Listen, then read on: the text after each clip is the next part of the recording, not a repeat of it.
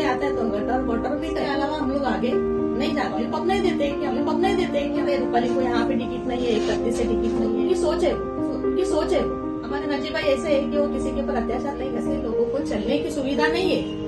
किसी ने कहा है किसी ने अलग रखे तो लोग चलेंगे कहाँ, किसी ने कहा है किसी ने अलग रखे तो लोग चलेंगे कहाँ से। बेबाक बातें, ताजा खबरें, तीखे बोल न्यूज, सच तीखा और साफ। आपको बता दें फिलहाल हम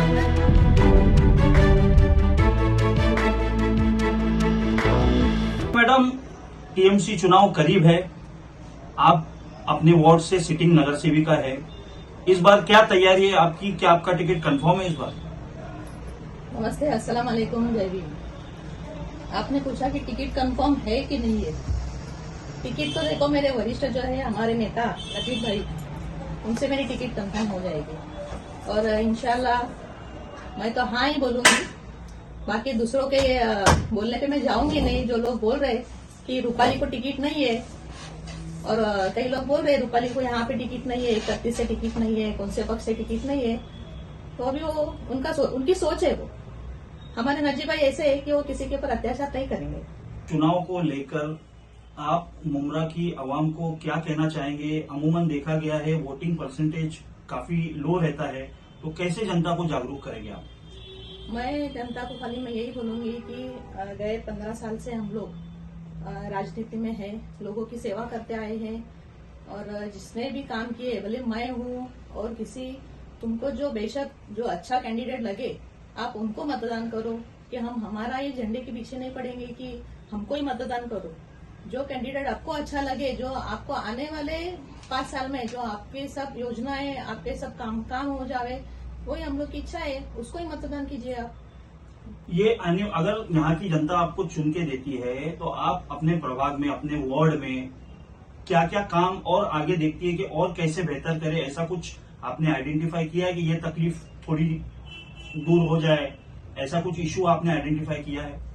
हाँ, मैंने आइडेंटिफाई तो किया है, लेकिन अभी गए 5 साल, अगर 2017 में हम लोग चुन के आए थे, बाहरी ऊपर से हम लोग चुन के आए थे, हमारा पैनल चुन के आया था और उसके बाद में भी देखो 2017 के बाद में 2022 तक का हम लोग का कार्यकाल था। वो कार्यकाल एकदम कोरोना आ गया 2 साल बीच में, फिर टीएमसी का जो है फंड वगैरह आना बंद हो गया। हम लोग को खाली 1 साल मिला जो काम करने के लिए, 2021 से लेके 2022। 22 मार्च के बाद 22 मार्च के बाद में हम लोग का कार्यकाल खत्म हो गया। तो भी हम लोग ने 2022 के बाद में अब तक का जितने काम हो सकते हैं हम लोग ने जनता के काम किए हैं। और देखो नगर सेवक जब चुन के आता है तो गटर वाटर मीटर, इसके अलावा हम लोग आगे नहीं जाते। तो हम लोग लॉलीपॉप नहीं देते कि हम लोग यहाँ पे कुछ अच्छा करेंगे, यहाँ पे कुछ ये करेंगे, लेकिन जहाँ पे जितनी जमीन थी वो जमीन तो सब खत्म हो गई है।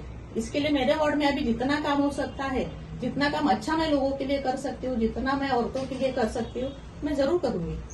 रूपाली मैम, पिछले कुछ दिनों से या कुछ महीनों से देखा जा रहा है कि ये जो एरिया है जहाँ से आप वोट लड़ने की आप बात करें और जहाँ पे आप पिछली सिटिंग रही है कॉर्पोरेटर, यहाँ पे भी जो हॉकर्स हैं वो बढ़ते ही जा रहे हैं। हमारे चैनल्स पे लगातार कमेंट आ रहे हैं, लोगों की शिकायत आ रही है। तो ये जो चीजें बढ़ रही है आप इस पे कंट्रोल करेंगे या फिर जैसे बाकी नगर सेवक खामोश रहते हैं इस पे, आप भी खामोश रहने वाली हैं?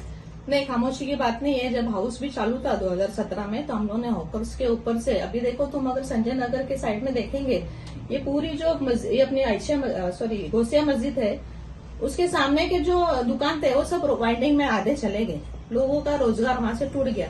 लेकिन वहां पे कहा गया, अभी वहां पे सब रिक्शा, अनधिकृत रिक्शा वगैरह सब यहाँ से लेके शंकर मंदिर तक रिक्शाएं लगी रहती है।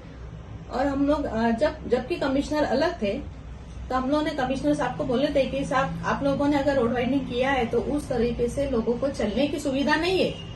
किसी ने गैरेज खोल के रखा है, किसी ने अनधिकृत पार्किंग करके रखे, तो लोग चलेंगे कहाँ से? हम लोग तो लेटर पे लेटर डालते, लेकिन अभी टीएमसी का काम है उठाना, आरटीओ का काम है उठाना।